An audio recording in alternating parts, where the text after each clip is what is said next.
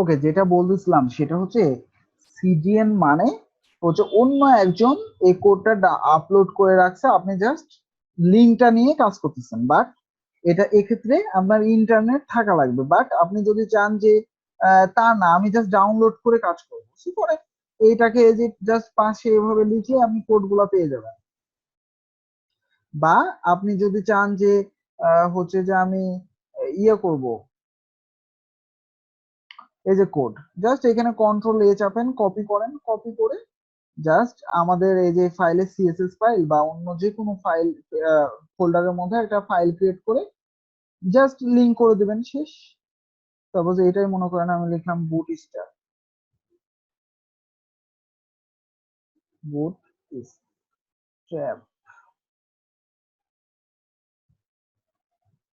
Dot CSS, এটা হচ্ছে CSS file হবে, হ্যাঁ। সো এবার এটার মধ্যে জাস্ট আমি কি করব, ওই যে যে কোড গুলা কপি করলাম ওটা পেস্ট করে দেবো। এটা হচ্ছে আমরা ম্যানুয়ালি এবার ডাউনলোড করে কাজ করতেছি। বাট আপনি যদি ওই লিঙ্ক ইউজ করেন, আপনার ইন্টারনেট থাকা লাগবে, ওটাই হচ্ছে সিডিএন ইউজ করা। এর ভিতর কিছু নেই, এবার এই কোড গুলো আমি দিয়ে দিলাম, ওকে। এবার সেভ করবেন এই ফাইলটা, এবার এটা জাস্ট আমাদের এইচটিএমএল ফাইলে লিংক করাবেন, শেষ। লিংক কিভাবে করাতে হয়, এই যে এভাবে সেম, এটা হচ্ছে স্ক্রিপ্ট ফাইল লিংক করানোর জন্য। তো আমাদের কি করতে হবে, সিএসএস ফাইল লিংক করাতে হবে। সো এখানে জাস্ট আমরা বলবো বুটস্ট্র্যাপ ডট সি, শেষ। তাহলে এটা লিংক হয়ে যাবে, ওকে। তো আমরা যেহেতু এখন আপাতত সিডিএন ইউজ করতেছি, এই লিংকই থাকুক। কিন্তু এবার আমরা যেটা বলতে চাচ্ছিলাম যে মজার জিনিস, সেটা হচ্ছে আমরা যদি এই লেখাটাকে সেন্টারে নিতে চাইতাম, তাহলে আমাদের কি লিখতে হতো, সিএসএস এ যাইতে হতো, এটাকে ক্লাস দিতে হতো, বা এটা সিলেক্টর ইউজ করে টেক্সট অ্যালাইন সেন্টার লিখতে হতো, তাই না? কিন্তু দেখেন বুটস্ট্র্যাপের কাজ হচ্ছে শুধুমাত্র ক্লাস ইউজ করা। আপনাকে এবার ক্লাসের নাম মনে রাখতে হবে। অর্থাৎ এখানে যদি শুধুমাত্র একটা ক্লাস ইউজ করেন, নাম হচ্ছে টেক্সট সেন্টার, টেক্সট সেন্টার। দেখেন আপনাকে সিএসএস এ যাওয়াই লাগবে না, এটা সেন্টারে আসে কিনা, এই যে সেন্টারে, দেখছেন? কারণ এই যে আপনি যে কোড গুলা ডাউনলোড করতেছেন, এই যে এগুলার মধ্যে অলরেডি অ্যালাইন সেন্টার করা আছে, এই ক্লাসটাকে ধরে করা আছে। তো আপনার শুধুমাত্র ক্লাসের নাম লাগতেছে, শুধুমাত্র ক্লাসের নাম লাগছে, তাহলে আপনি কিন্তু কি, তাহলে আপনি জাস্ট ইউজ করতে পারতেছেন, তাই না? আপনার কাজকে আরো সহজ করে দিবে, মানে তাড়াতাড়ি করে দিবে, এরকম সিস্টেম এটা। তো আমরা জাস্ট বুটস্ট্র্যাপের এগুলোর দরকার নেই, আমাদের দরকার হচ্ছে রিসপন্সিভ করা। সেই রিসপন্সিভ করাটাই আমি দেখাবো, কিভাবে আপনি রিসপন্সিভ করবেন। এবং একটা মজার জিনিস সেটা হচ্ছে, ধরেন আপনি এখানে ডট বক্স ওয়ান নামের একটা ক্লাস নিলেন, ডিভ নিলেন আর কি, ডিভ। তো এখানেও লিখলেন বক্স ওয়ান। মেনলি আপনাকে এটা আরো গ্রিড সিস্টেম সম্পর্কে জানতে হবে, গ্রিড যেটা মেন ইম্পর্টেন্ট, গ্রিড সিস্টেম, যেটা আমি সুন্দর মতো সামনে ক্লাসে একদম বুঝাই দেবো আপনাদের, ঠিক আছে? তো এই যে তিনটা বক্স আমরা বানালাম, box one, box two, box three. তো এই যে তিনটা বক্সের মনে করেন যদি আপনি স্টাইল করেন, তিনটা বক্স বানান, সাপোজ আমরা এটাকে স্টাইল করি, অর্থাৎ আমাদের সিএসএস ফাইল তাহলে লাগবে। তো আমি এই যে স্টাইল ডট সিএসএস টাই ওপেন করি।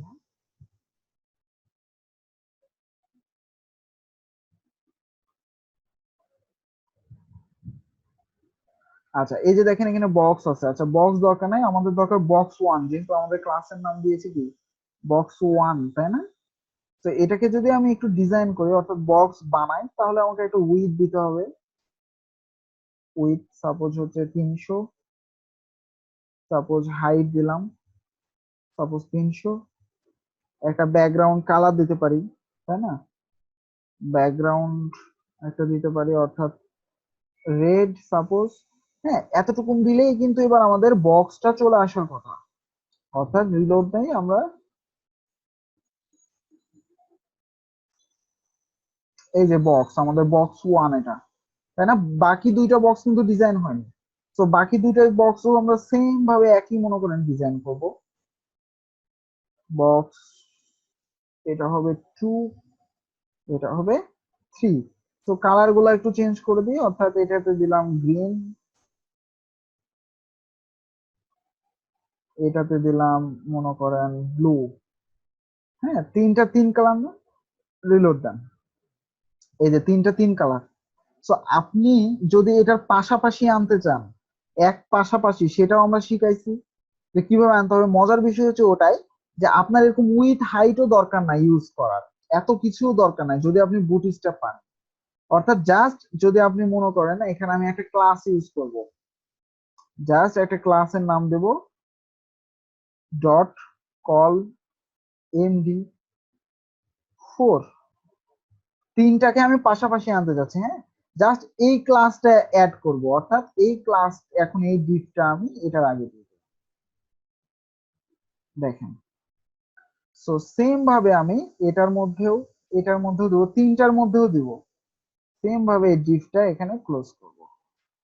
ওকে, এবার মজার জিনিসটা দেখেন, রিলোড দেন। আমাদের পাশাপাশি আসছে,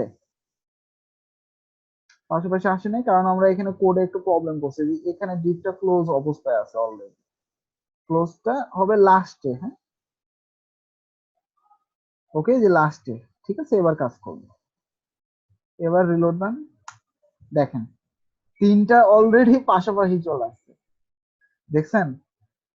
আপনি যদি এই উইথ হাইটটা বাদ দেন, এবার এই যে উইথ, উইথ মনে করেন আপনি দিলেন না, তিনটারই উইথ দিলেন না, মজার বিষয়টা দেখেন। এবার রিলোড দেন, এই যে দেখছেন অটোমেটিক্যালি উইথ নিয়েছে 12 ভাগের। এটা অটোমেটিক্যালি তিনটা যে আপনি ভাগ করছেন, তিনটা ভাগে সমান উইথ দেখেন নিয়ে নিয়েছে। মজার বিষয় হচ্ছে এটা। তো আপনাকে দেখেন কত সিএসএস এর কোডিং বাঁচাই দিচ্ছে, মানে কত কোড আপনি করা লাগবে না। অর্থাৎ এরকম যদি আমরা করতে চাইতাম সিএসএস দিয়ে, মানে আমরা যেটা শিখেছি এর আগে, তো আমাকে কি করতে হতো, একটাকে ফ্লোট লেফট করতে হতো, ওভারফ্লো হিডেন করতে হতো, আবার এটার একটা উইথ সেট করতে হতো, তাই না? আমাদের কিছু করতে হচ্ছে না, শুধুমাত্র ক্লাস ইউজ করে আমরা কাজ করতে পারছি, শুধুমাত্র ক্লাস। তো এই যে এই ক্লাসগুলো আমরা কিভাবে বুঝবো কোনটা কি, সেটাই আমি সামনে ক্লাসে একদম সুন্দর করে বুঝাই দিলাম, একদম ক্লিয়ার হয়ে যাবেন তাহলে। ঠিক আছে, আগে পিএইচডি টু এইচটিএমএল এর ওগুলা শেষ করেন, তাহলে আমি এই যে এই জিনিসগুলা কি জিনিস আমি সামনে ক্লাসে সুন্দর মতো বলে বুঝাই দিব, তাহলে আপনি হিসাবেই এগুলো সুন্দর মতো করে ফেলতে পারবেন। আর এটাই হচ্ছে রেসপন্সিভ।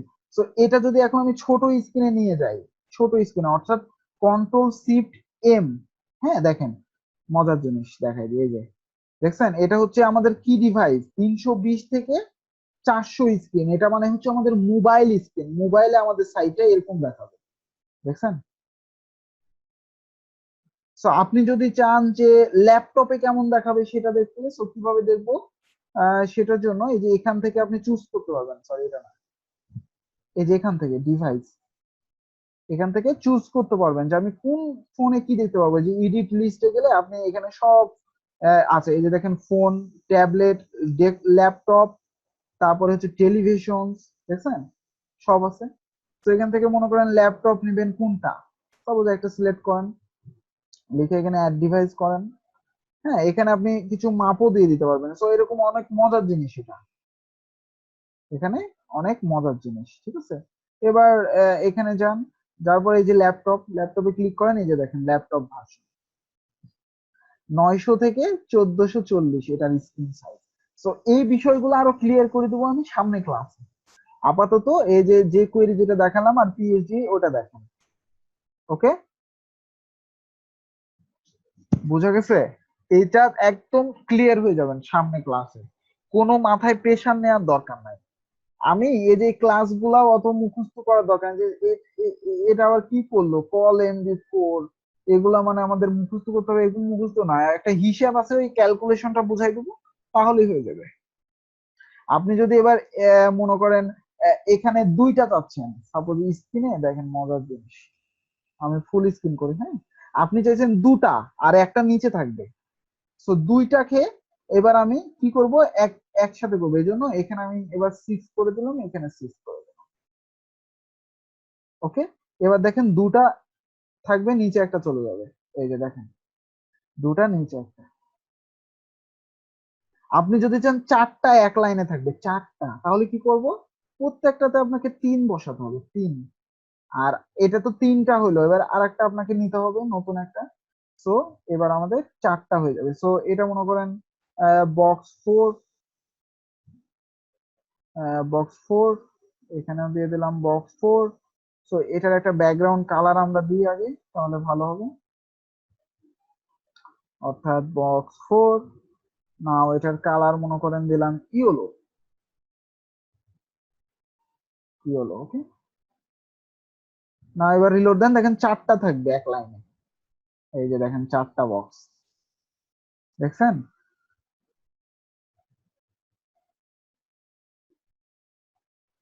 সো এই জিনিসগুলো আমি সামনে ক্লাসে বুঝাই দিব, তাহলে একদম ক্লিয়ার হয়ে যাবেন। ওকে।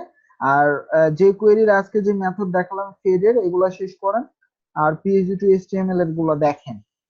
আমি বুট স্ট্র্যাপের এইভাবে আর হচ্ছে রেসপন্সিভ কিভাবে করবেন সেই জিনিসের ট্রিক্সটাই দেখাই দেবো সামনে ক্লাস। এগুলাকে কখনোই কঠিন মনে করবেন না, কঠিন মনে করাই যাবে না। এগুলো হচ্ছে ইজি, এটা মনে করবেন আপনার কাছে। এগুলাকে মনে করাইতে হবে একদম ইজি জিনিস, তাহলেই দেখবেন এগুলো আপনার করতে পারছেন। ঠিক আছে, যদি আপনি ভয় পেয়ে পাওয়াই দেন আগে যে কিন্তু কঠিন, খুব পারবো কি পারবো না, তো তখন আরোই পারবেন না।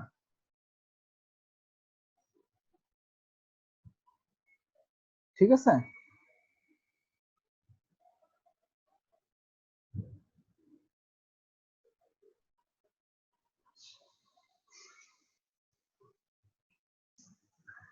এক লাইনে 5টা নিলে কি করবেন, 10টা নিলে কি করবেন, ওটা তো বললাম, কালকে দেখাই দেবো। একটা হিসাব আছে, একটা ক্যালকুলেশন আছে, ক্যালকুলেশনটা বলে দিলেই করতে পারবেন সবকিছু।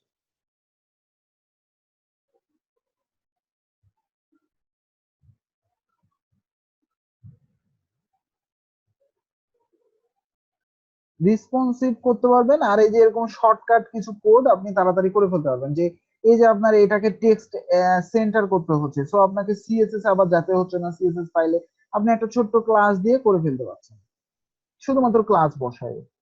এই জিনিসগুলাই করে বুটস্ট্র্যাপ দিয়ে, আর রেসপন্সিভ বেশিরভাগ ক্ষেত্রে, হ্যাঁ। আর এই যে গ্রিড সিস্টেমটা সবচেয়ে মেন জিনিস, পার্ট হচ্ছে এই গ্রিড সিস্টেম, যেটাতে আপনার কোডগুলা একদম অনেকাংশে আপনাকে কমাই দিবে।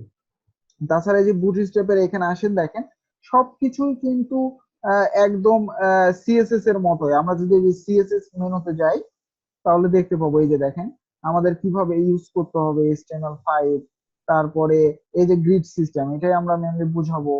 তারপরে একটু নিচে আসেন, সবকিছু আছে এখানে যেগুলো আমরা অলরেডি ইউজ করছি এর আগে, টেবিল বলেন, ইনপুট বলেন, সব আছে। এই যে হেডিং, হেডিং গুলো দেখেন H1 থেকে H6 পর্যন্ত আমরা অলরেডি জানি, বুটস্ট্র্যাপেও সেম একই রকম।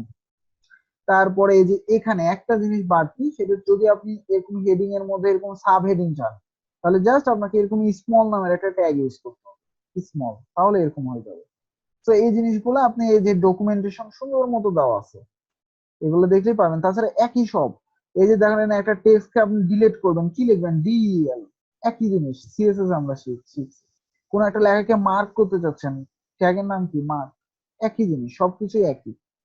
বোল্ড করতে চাচ্ছেন, দেখেন স্মল, সব একই। ইটালিক্স, অ্যালাইন্স, এই যে অ্যালাইনমেন্টের ক্লাসগুলো, এই যে যেগুলো আমি বললাম, টেক্সট সেন্টারে আমাদের সেন্টার হয়ে যাবে, টেক্সট লেফটে আমাদের লেফটে থাকবে, টেক্সট রাইটে আমাদের রাইটে হয়ে যাবে।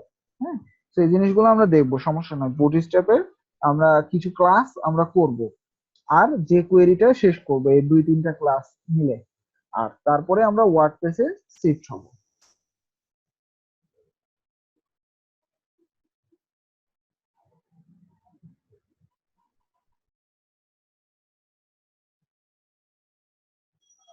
অ্যাসাইনমেন্ট নাম্বার লাস্টে যায় শিফট হবে, এখন না।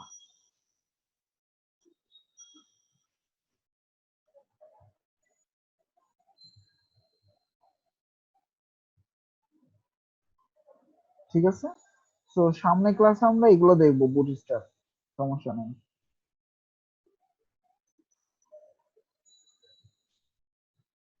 আজকে আপাতত এখান থেকে